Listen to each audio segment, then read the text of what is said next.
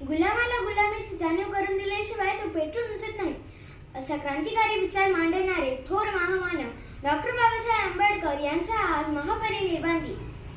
त्यांच्या चरणी मी आता चौथीची विद्यार्थिनी ईश्वरी हेमंत टिळे विनम्र अभिवादन करते.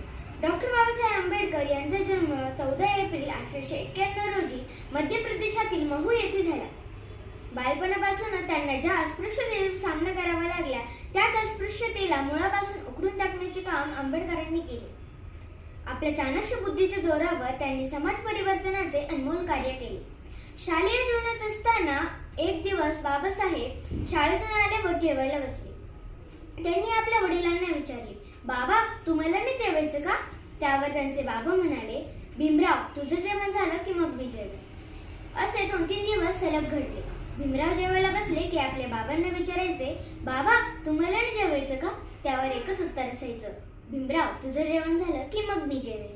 पण भीमरावांच्या लक्षात आले की माझं जेवण झाल्यावर टोपल्यात भाकरच शिल्लक राहत नाही, मग तुम्ही कसे जेवणार? तुमची भूक कशी भागणार? त्यावर रामजी बाबा म्हणाले, भीमराव या टोपल्यातील भाकरीने माझी भूक नाही भागणार. तेव्हा भीमराव म्हणाले, बाबा मग कशी भागणार? तेव्हा रामजी बाबा म्हणाले, भीमराव तू एवढा मोठा हो की तुझ्या मोठ्या होण्याने फक्त माझीच नाही सर्वांचीच भूक भागेल. आणि एक दिवस खरोखर भीमराव इतके मोठे झाले की आपल्या देशाची राज्यघटना लिहून भारतीय घटनेचे शिल्पकार झाले. अंधारच होता नशिबी ज्यांच्या त्यांना प्रकाशाचं दान दिलं.